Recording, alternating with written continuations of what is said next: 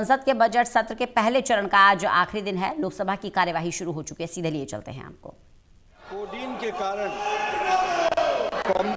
Compensation देने की बात इन्होंने कही है। Whether the government proposes compensation to the next of the kin of the children after consuming codeine-based cough syrup, उत्तर बड़े स्पष्ट शब्दों में है कि no report of death has been associated with the consumption of codeine-based cough syrup has arrived either from any state or from the Union Territory.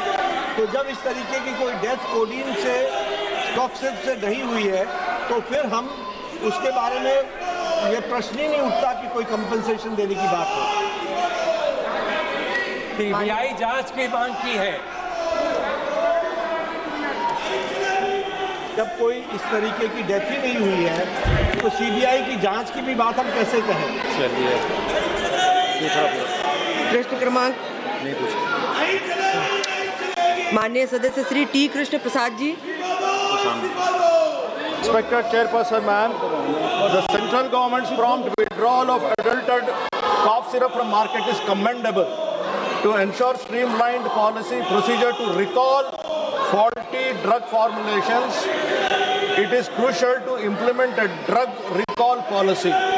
This will enable uniform implementation across India and help prevent critical health incidents. In this context, I would like to ask the Honorable Minister, does the government plan to introduce a drug recall policy in India to enable easy and swift recall of the adulterated and faulty drugs? Thank you so much, Madam.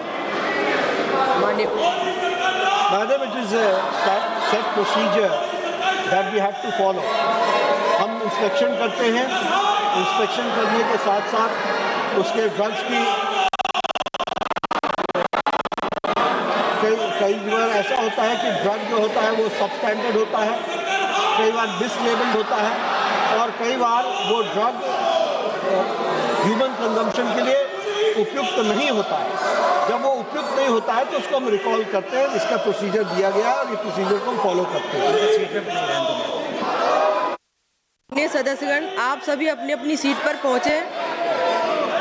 सभी माननीय सदस्य प्रश्नकाल करना चाहते हैं, अपने उत्तर की प्रतीक्षा में हैं। प्लीज आप सब लोग अपनी अपनी सीट पर पहुंचिए।